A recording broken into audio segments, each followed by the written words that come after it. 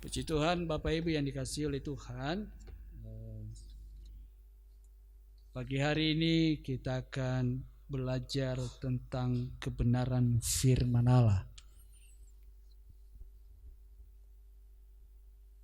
Saya tahu pasti bahwa hidup kita ini sering diliputi dengan kata tawar hati. Pernahkah kita tawar hati?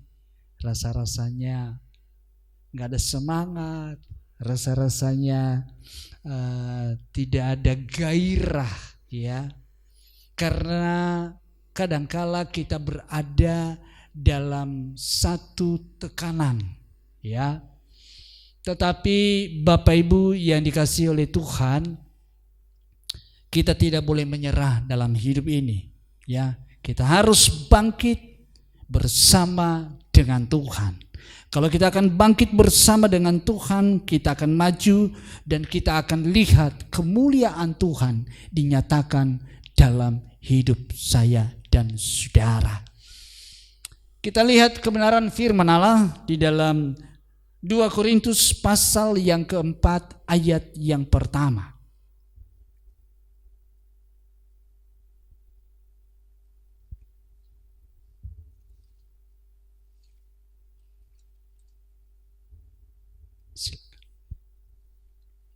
Oleh kemurahan Allah, kami telah menerima pelayanan ini. Karena itu kami tidak tawar hati. Ya.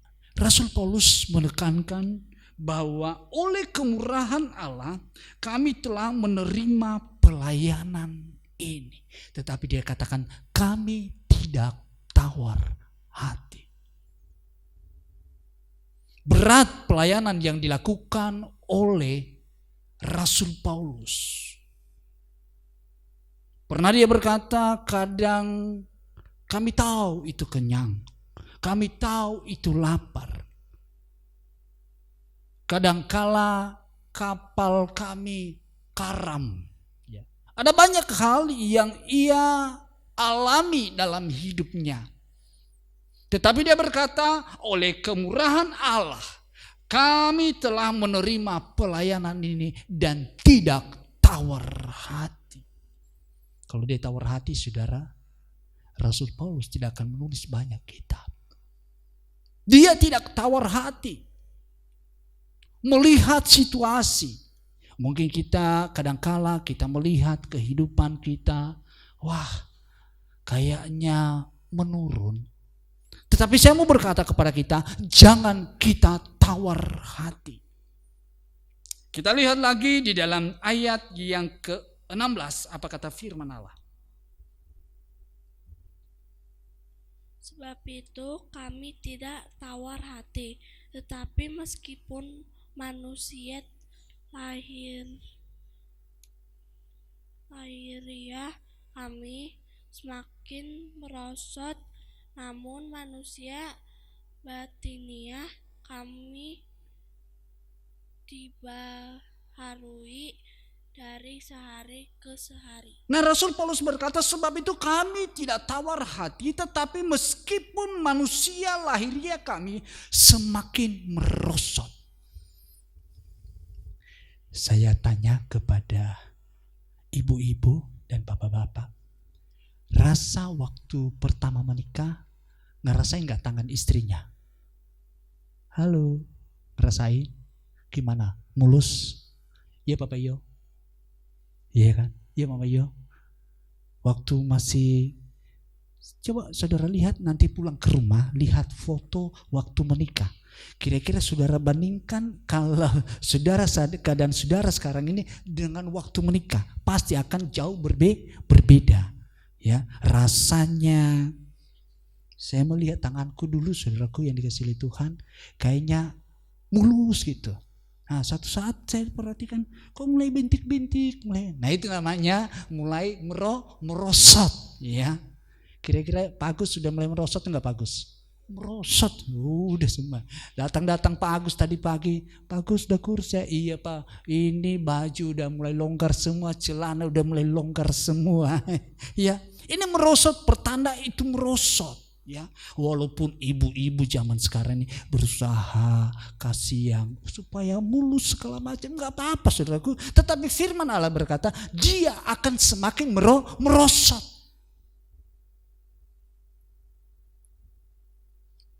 Kalau Andreas masih belum merosot dia, ya saya. Si Noel masih belum merosot, ya. Tapi kita ini kayak Pak Roni, kayak saya, udah merosot semua, ya. Lihat kulit udah berkeriput, ya, nggak ada mulusnya sama sekali. Ya.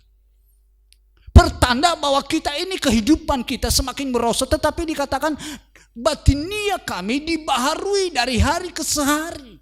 Nah ini yang orang khawatirkan sehari-hari ini. Tawar hati melihat aku nggak bisa berbuat apa-apa. Apalagi Ibu Dici ya. Apalagi udah pensiun, menghadapi seperti begitu. Kita mau kerja seperti apa? Ya, kalau saya dulu saudaraku, saya bandingkan sekarang ini, ya, waktu 30 tahun, istilahnya lagi bangun rumah di sana, masih angkat loh, ya, non-stop setiap hari, bisa angkut pasir tuh. Kemarin aku coba di lantai 3 karena bocor, saudaraku, saya coba keramik di atas, 6 ember aja sekali aduk saudaraku. Udah berhenti, naik ke lantai 2, naik ke lantai 3, ngaso dulu. Nah udah di lantai 3 itu kayak langkah itu kayak berat itu. Ini mau gimana? Terusin. Dan di situ aku menyadari bahwa hidupku semakin merosot. Kadang kita tawar hati melihat hal itu. Aku gak bisa berbuat apa-apa, aku gak bisa melakukan sesuatu. Tetapi Rasul Paulus berkata, aku gak tawar hati. Karena apa? Karena batinia rohani ini yang dibaharui dari hari ke hari. Ini yang penting yang kita perhatikan dalam kehidupan kita. Bapak Ibu yang dikasihi oleh Tuhan Yesus Kristus. Amsal 24.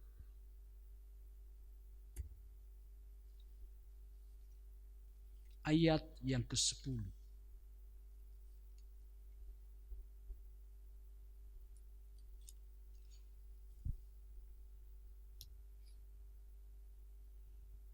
Jika engkau tawar hati pada masa kesesakan, kecillah kekuatanmu.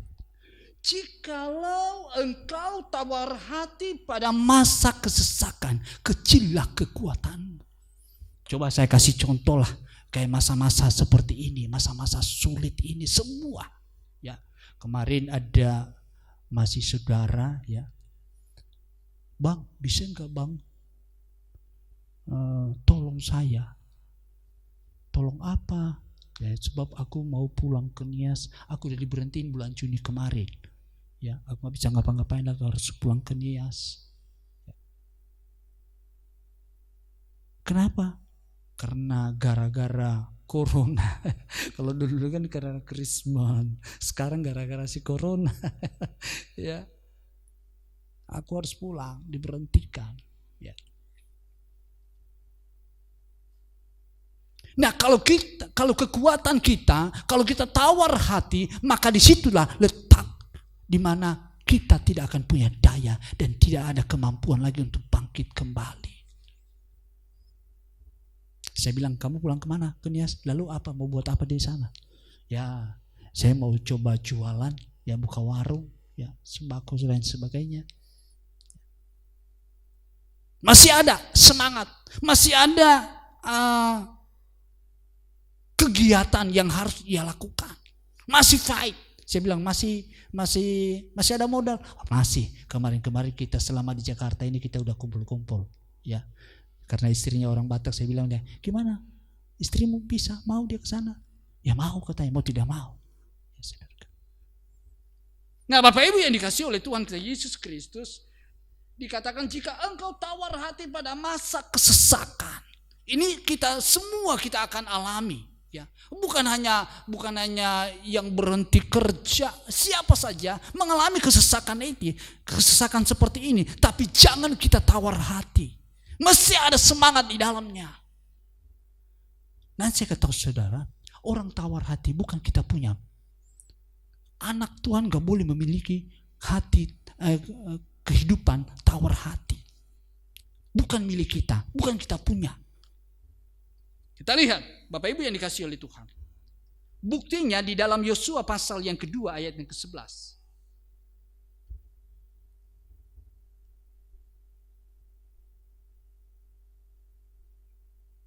Ayat yang ke-9 dulu.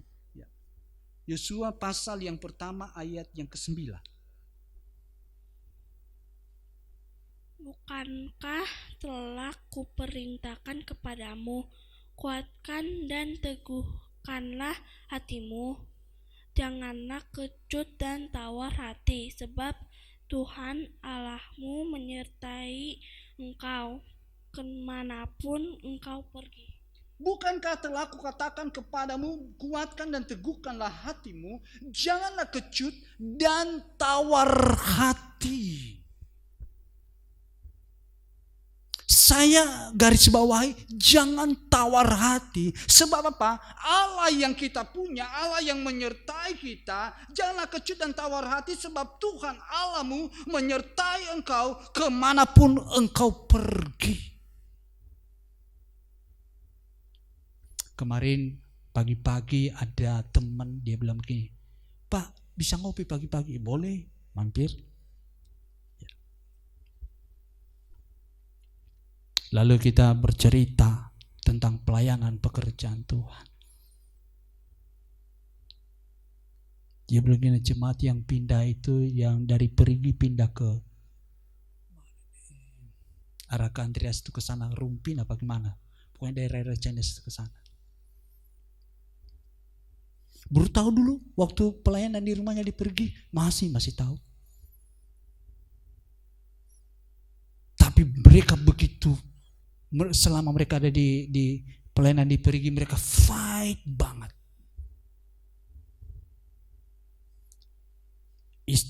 Istrinya perhatian banget dalam pelayanan pekerjaan Tuhan. Dia bilang sampai sekarang bro, walaupun mereka jauh, dan saya boleh melihat mereka luar biasa diberkati oleh Tuhan hidup mereka.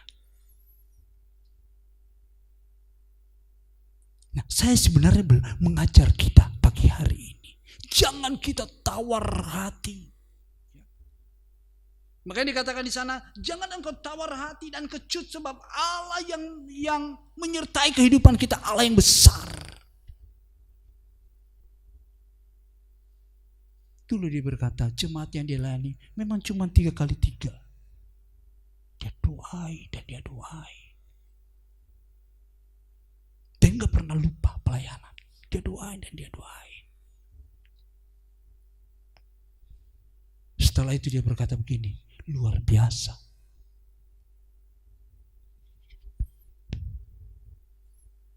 Ya.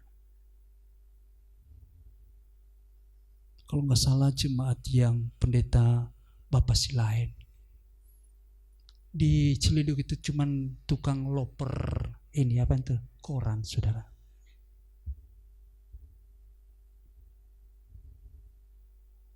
Dari tukang loper, tukang bakso, jual bakso. Kalau saudara lihat di bawah Ciledug itu Anton Frost itu jemaatnya Bapak Pendeta Silain. Ada berapa kios. Di dekat Lembang dia beli lagi. Masa corona begini saudaraku, lakunya luar biasa. Orang cari nugget semuanya. Jadi apa dia sekarang? Dari loper ini koran, jadi distributor. Suatu saat dicerita bilang gini, suatu saat dikasih hadiah dia karena dia banyak jual satu TV gede. Ini pengalaman saudara. Sampai si pendeta si lain itu angkat kredit rumahnya yang di Purikartika. Dia yang jamin semua. Setiap bulan 4.500.000. Dan begitu saya dikatakan di tengah-tengah corona begini, semakin jadi. Di Kebayoran dia buka, di Anyer dia buka. Masuk di akal enggak? Tukang loper koran. Kalau saudara lihat, mungkin kalau dia datang di sini, sudah nggak ada model, nggak ada pentantang petenteng, saudara kayak culur gitu, kayak nggak ada apa-apa. Saya aduh. Tapi kata pendeta Silaid, nggak pernah bergeming dia, manut aja. Saudara mau diberkati Tuhan? Amin. Itu kan firman Allah berkata, aku akan mengangkatnya kau bukan jadi ekor jadi kepala, bukan menurun tetapi semakin menaik. Jangan tawar hati kehidupan kita waktu kesesakan. Kita cari Tuhan. Saya tahu semuanya kita mengalami hal yang sama, kesesakan dalam hidup. Kita cari Tuhan. Mari kita sama-sama, kita mau datang kepada Tuhan. Bapak Ibu yang dikasihi oleh Tuhan Yesus Kristus. Saya coba lihat lagi, kita coba lihat di dalam 1 Samuel pasal yang ke-17.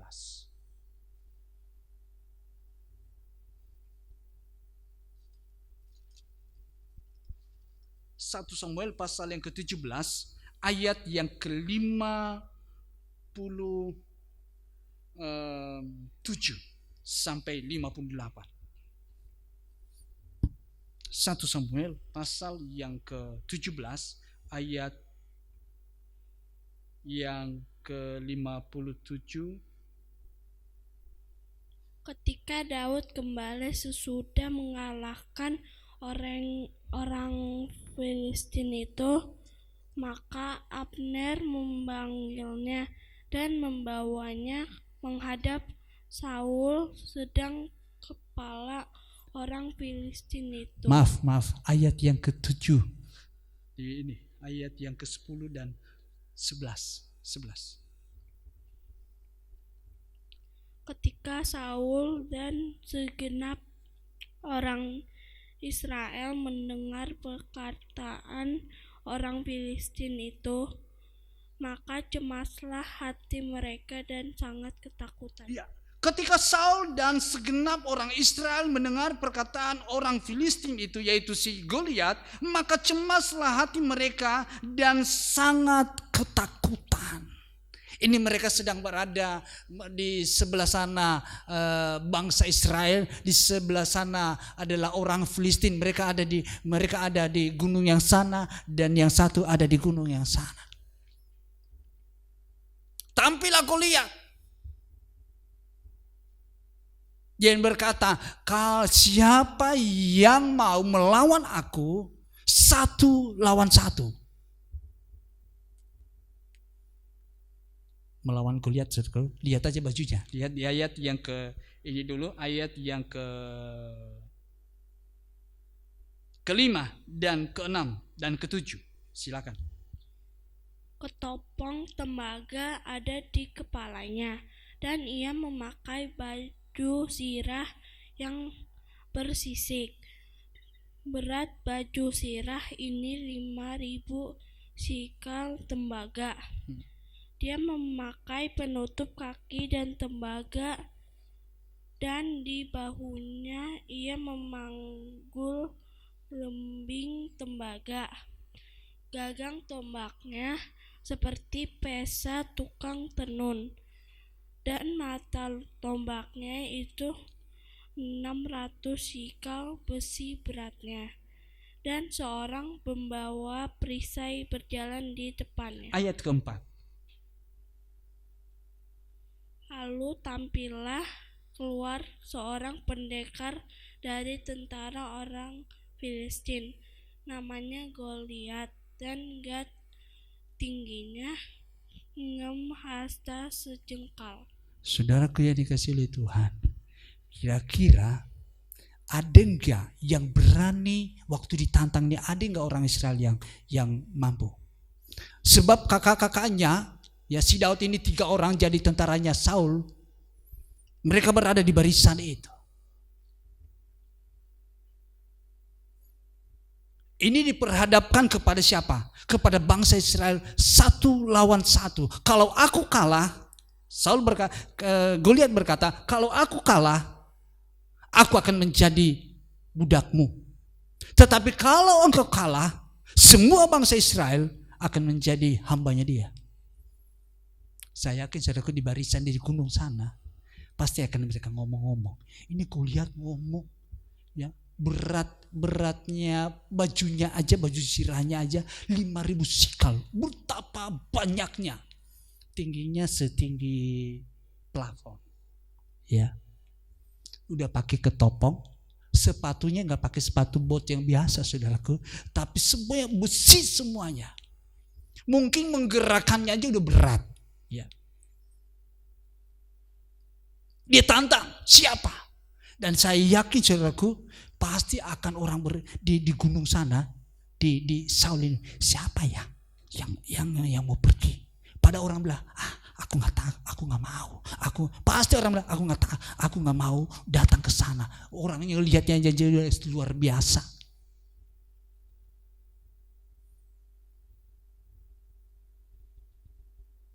Beratnya. Tetapi Bapak Ibu yang dikasihi oleh Tuhan Yesus Kristus, bahkan dikatakan di sana ayat yang ke-33, coba loncat sedikit.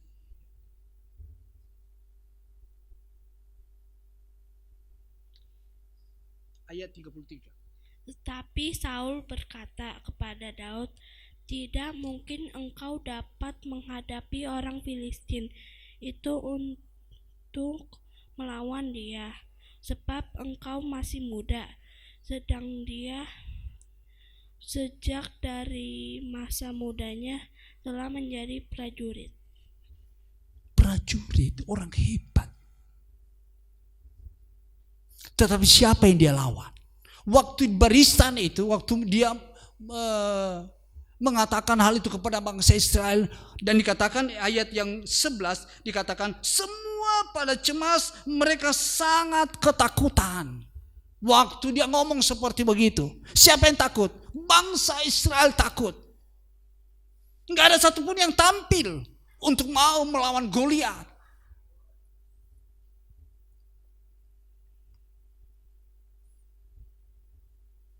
Mungkin kalau ketemu seperti itu sedang ngelawan, mungkin sebelum waktu dia datang kepada kita, mungkin kelihatannya kita udah terkencing-kencing, ya, lembingnya begitu gede, udah lari ke birit-birit kita. Menghadap orang seperti itu. Tetapi kita lihat Bapak Ibu yang dikasihi oleh Tuhan, ya, kalau kita maju bersama dengan Tuhan, pasti kita akan bisa. Apakah bisa Daud? Coba lihat. Kita selidiki sedikit ini firman Allah ini, ya. Ayat 24. 17, masih ayat yang ke-24. Ketika semua orang Israel melihat orang itu, larilah mereka daripadanya dengan sangat ketakutan. Ayat 25. Berkatalah orang-orang Israel itu, sudahkah kamu melihat orang yang maju itu? Sesungguhnya ia maju untuk mencemoohkan orang Israel. Orang yang mengalahkan dia akan dianugerahi raja kekayaan yang besar. Raja akan memberikan anaknya yang perempuan kepadanya, dan kaum keluarganya akan dibebaskan dari pajak di Ya, nah Bapak Ibu yang kesulitan, waktu Goliat tawarin begitu, mereka udah cium, sangat takut mereka. Apa yang mereka perbincangkan? Mungkin mereka bilang sama si Saul, kita kasih ini sebuah sayembara, siapa yang mau? Dan diumumkan di tengah-tengah bangsa Israel melawan Goliat itu, dikatakan di sana akan ada hadiah, akan dikasih kekayaan oleh raja. Kekayaan dikasih, anak perempuan dikasih, lumayan tuh. Siapa yang melawan Goliat? Ya. Yang ketiga, keluarganya akan dibebaskan dari pajak. Mikirlah, Kalau Pak Agus ngelihat Goliat seperti begini, mikir gak Pak Agus? Terima gak tawaran seperti begini? Nanti kalau mau berperang dikasih kekayaan loh, dikasih perempuan lagi, iya kan?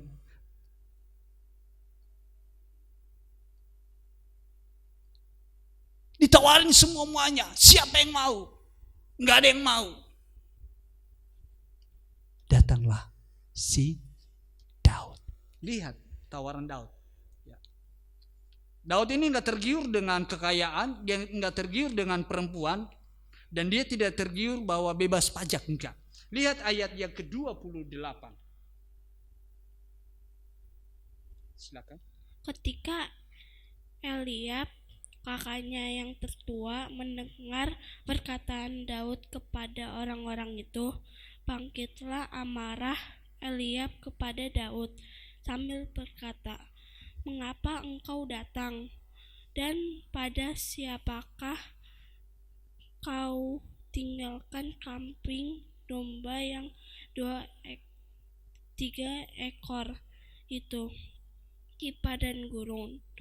Aku kenal sifat pemberanianmu dan kejahatan hatimu. Engkau datang kemari dengan maksud melihat pertempuran." Waktu ditawarin itu, mungkin juga kakaknya juga nggak berani, Saul juga nggak berani, semua tentara nggak berani. Tampillah Daud.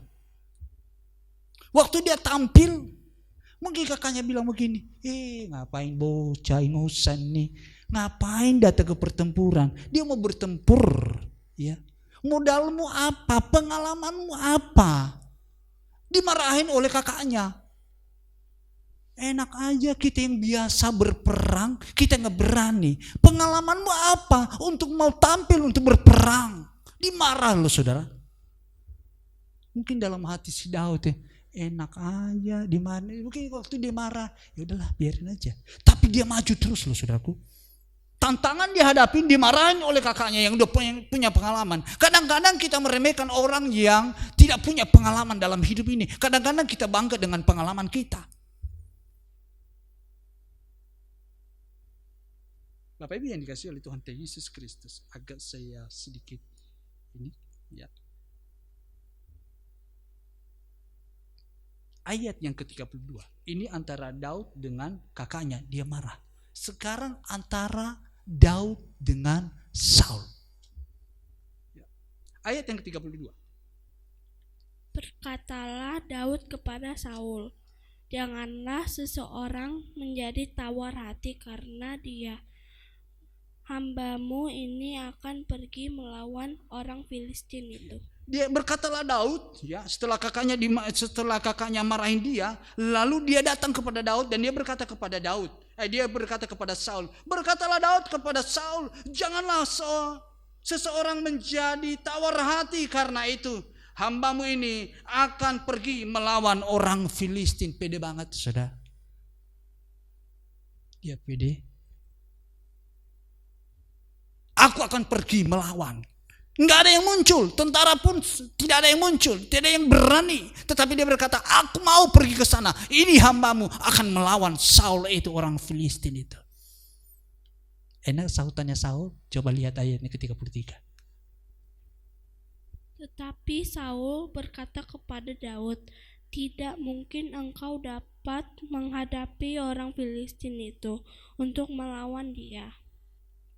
Sebab engkau masih muda, sedang dia sejak dari masa mudanya telah menjadi prajurit." Nggak mungkin. Lihat pengalaman sejak muda, si Goliat udah jadi apa? Jadi tentara, punya pengalaman. Kalau lihat di atas tadi bajunya, waduh luar biasa. Besi semua. Jadi dianggap remeh oleh Saul. Tapi apa jawabnya Daud? Dia mulai cerita, aku mau tampil ini, aku punya basic sebenarnya untuk melawan Goliat itu. Apa basicnya daripada si Daud? Lihat ayat yang ke-33, 34 dan 35. Tetapi Daud berkata kepada Saul, "Hambamu ini biasa mengembalakan kambing domba ayahnya. apabila datang singa atau beruang yang menekam seekor domba dari kawanannya, maka aku mengejarnya dan menghajarnya dan melepaskan domba itu dari mulutnya. Kemudian apabila ia berdiri menyerang aku, maka aku menangkap janggutnya, lalu menghajarnya dan membunuhnya. Coba di Papa Yo kalau ada singa di luar situ, Papa Yo gimana? Lari, ya lari, ya. Mal kalau ada di situ depan berani megang jenggotnya? Nggak berani. Ya, ini pengalaman si Daud ini dia cerita. Enak aja Saul nganggap remeh saya ini, padahal singa beruang aja aku tangkap, yang ada di mulutnya saya bisa ambil. Saya bilang hebat juga ini si Daud, pengalamannya. Mungkin kalau dibandingkan dengan si Goliat, Daud berhadapan dengan beruang, dia mampu mengalahkannya. Coba kalau Goliat, kalau menurut saudara, Goliat lari nggak kalau ditaruh beruang aja? Lari nggak Goliat? Lari pasti terbirit dia, biar bajunya begitu pasti akan dia diterkam loh saudara. Dia pamer bahwa aku dia kasih tahu apa pengalamannya. Pengalaman itu sebenarnya apa? Melawan beruang dan singa. Bahkan kalau dia menerkam aku akan melawannya dan aku cabut jenggotnya. Makanya jangan pelihara jenggot ya. Aku cabut jenggotnya. Dia putar. Saya bilang ini tangan siapa ini kalau bukan Tuhan yang menyertai Daud. Bapak Ibu yang dikasih oleh Tuhan Yesus Kristus, saya senang cerita ini dengan Daud ini ya. Ayat 36 dan 37. Baik singa maupun beruang telah dihajar oleh hambamu ini, dan orang Filistin yang tidak bersunat itu, ia akan sama seperti salah satu daripada binatang itu, karena ia telah mencemooh barisan daripada Allah yang hidup. Pula kata Daud. Udah sampai di situ. Ya. Ayat yang ke-30. Kata pula Daud, Tuhan telah melepaskan aku dari cakar singa dan dari cakar beruang. Dia juga yang akan melepaskan aku dari tangan orang Filistin. Kata Saul kepada Daud, pergilah, Tuhan menyertai engkau. Wah, pasti si Saul bilang, hebat ini, lebih hebat. Yaudah pergilah. Pergilah si Daud, pergi mengalahkan si Goliat. Waktu dia datang, dia bisa persiapkan senjatanya. Ayat ke-40.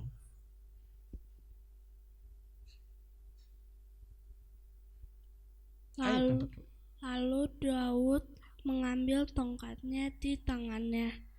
Dipilihnya dari dasar sungai 5 batu yang licin dan ditaruhnya dalam kantung gembala yang dibawanya, yakni tempat batu-batu, sedang umbannya dipegangnya di tangannya. Demikianlah ia mendekati orang Filistin itu. Modal untuk mendekati orang Filistin Goliat, dia punya apa? Tongkat dan batu disembunyiin. Datanglah si Daud, tren datangin. Pas nyampe di depan, ya, pas berhadapan dengan Goliat. Dan di sini letaknya Goliat kenapa kalah. Ayat yang ke-43.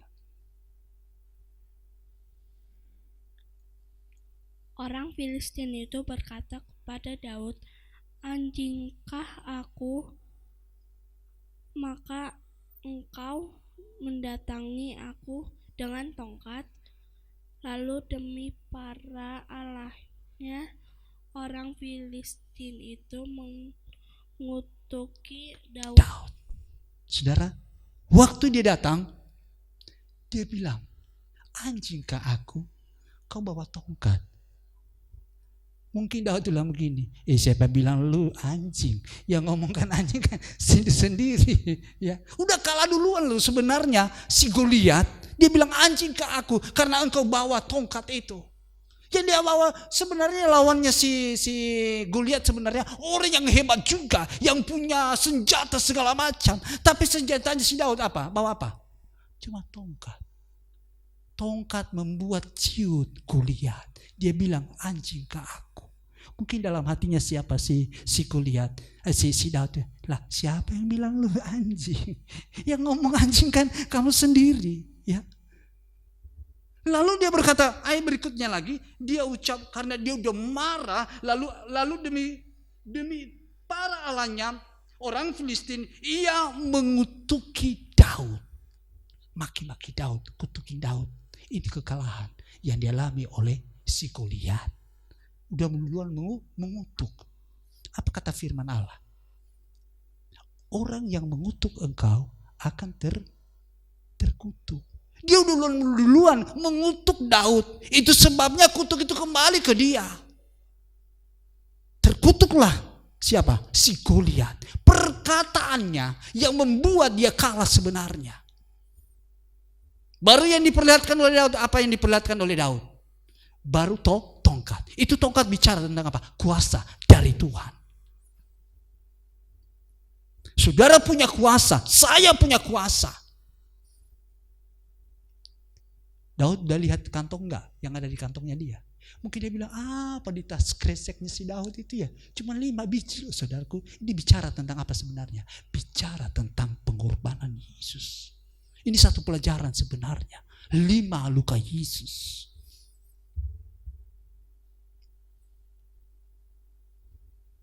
Waktu mereka mulai, kira-kira menurut Daud, si Daud ini ngelihat si Goliat semua besi semua. Mulai dia ambillah batu yang diambil itu. Mulai dia lepaskan. Firman Allah berkata, waktu Daud melepaskan itu batu, tertancap di dahinya dia. Seberapa kuat sih ketapel? Matinya kalau saya waktu kecil pakai ketapel cuman burung doang pada jatuh, itu doang. Saudaraku yang dikasihi oleh Tuhan, saya belajar, saya bilang waktu Daud melepaskan itu batu, satu batu saja, itu tangan Tuhan lengket di batu itu. Waktu dilepaskan oleh Daud itu batu kepada Goliat, secara kasat mata itu batu ditancapin di kepalanya si Goliat. Mungkin kalau dia sembarang begitu aja, mungkin nggak kena, mungkin kena bajunya, nggak mati. Tetapi tangan Tuhanlah yang memegang batu itu, yang menusuk dan dilemparkan oleh Daud, menusuk dan kena di dahinya dan tertancap di dalamnya. Saya bilang peluru apa? Peluru sekalipun saudaraku, mungkin kalau peluru bisa, tapi ketapel kayak begitu, dilempar begitu aja. Kenapa sampai bisa masuk di kepala Daud dan dia bisa mati? Kalau bukan tangan Tuhan, iya Pak ya. Di depan kita banyak Goliat.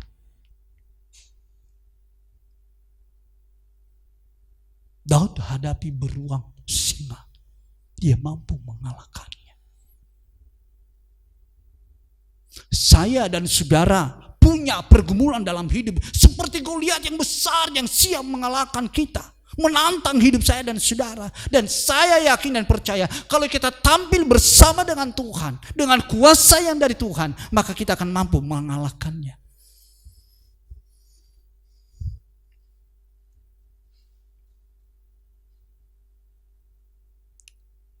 Kenapa Daud bisa menang?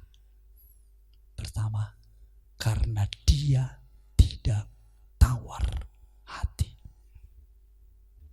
Dia tidak akan pernah tawar hati. Yang kedua, yang dia bawa adalah nama Tuhan. Dia berkata kepada Goliat, engkau bawa lembing dan segala senjata, tapi aku bawa nama Tuhan. Itulah yang membuat Goliat, yang membuat Daud bisa menang. Mungkin persoalan kita seperti Goliat begitu besar, menantang hidup saya dan saudara. Gak usah pakai dengan cara-cara dunia. Pakailah nama itu. Dia punya batu 5. Kita punya ketebusan yang dari Tuhan. Kita sudah ditebus oleh darah Yesus, mampu untuk mengalahkannya. Kemarin saudaraku yang dikasih oleh Tuhan, ada anak Tuhan datang. Dia berkata, wah, saling jualan. Mereka saling jualan, saudaraku yang dikasih oleh Tuhan. Tapi yang satu laku, yang satu gak laku. Yang satu yang gak laku ini berkata begini, wah mungkin dicampe-campe. Lawan dengan nama Yesus. Semua kita lawan dengan nama Yesus. Sebab kita adalah umat tebusan Allah. Kita lihat di dalam Filipi pasal yang kedua, ayat yang ke-10.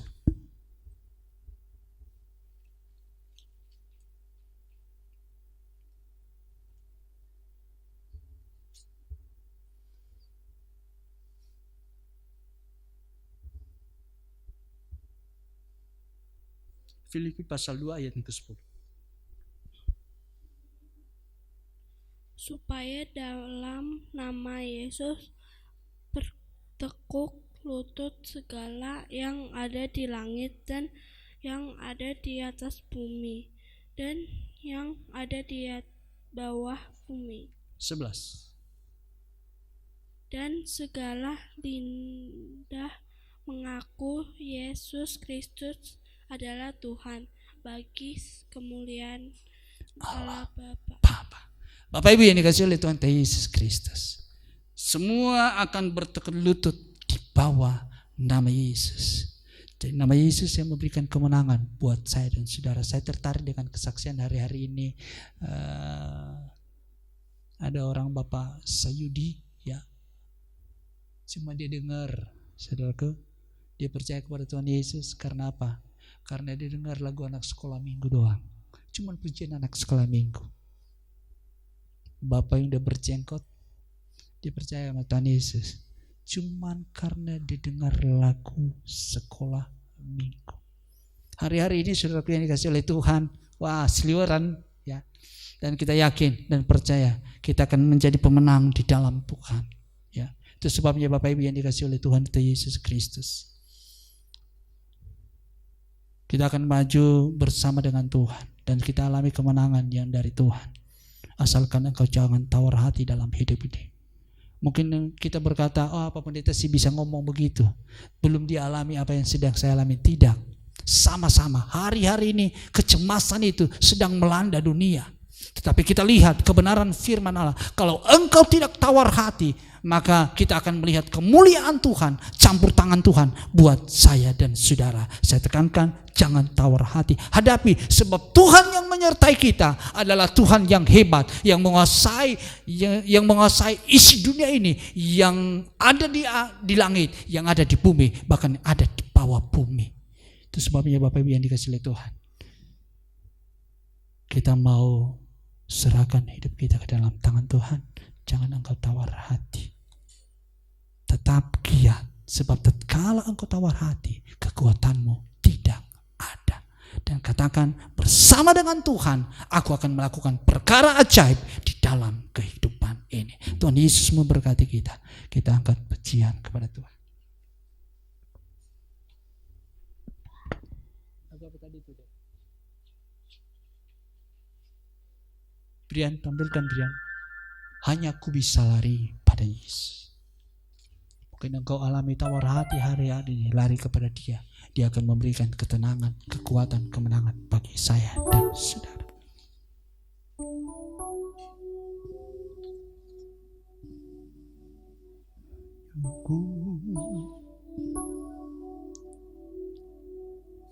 Saya kita bangkit berdiri.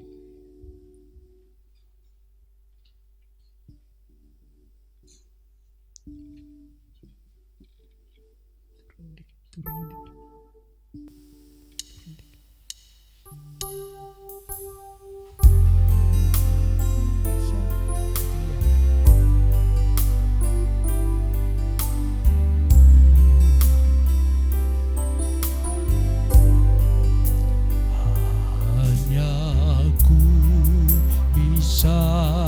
Lari kepada Yesus, hanya ku bisa lari kepadanya, di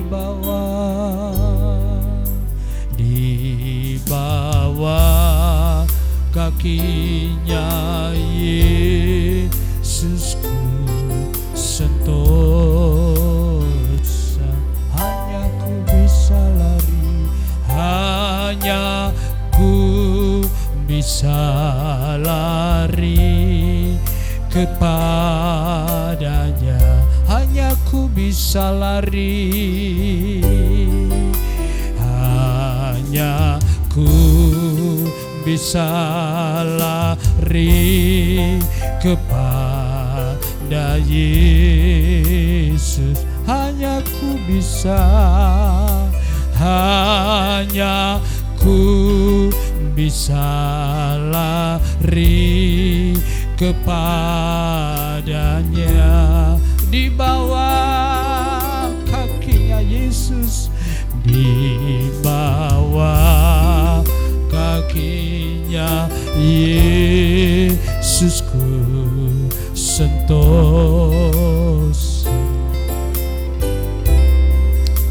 Hanya ku bisa lari kepadanya, hanya Yesus, hanya Yesus, hanya Yesus,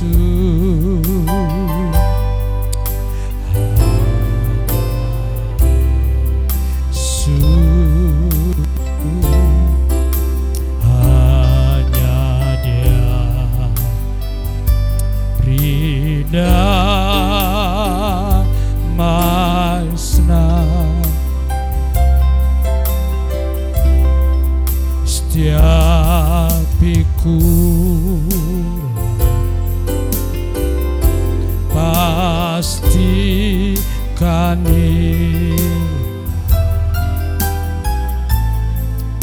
hanya Yesus selamanya, hanya ku bisa lari, hanya ku.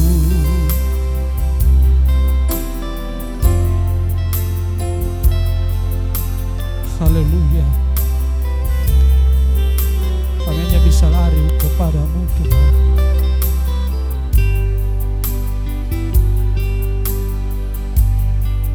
Haleluya, ini kami umat-Mu Tuhan.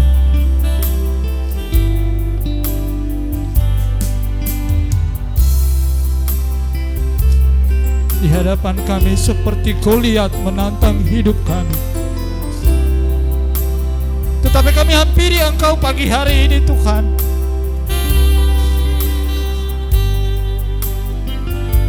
Hanya Engkau yang dapat menolong kami. Hanya ku bisa lari, haleluya, hanya ku bisa. Engkau punya persoalan hidup, saya punya persoalan hidup. Kita lari di bawah kaki Tuhan pagi hari ini, kepadanya, di bawah kaki, di bawah kakinya Yesus ku sentosa.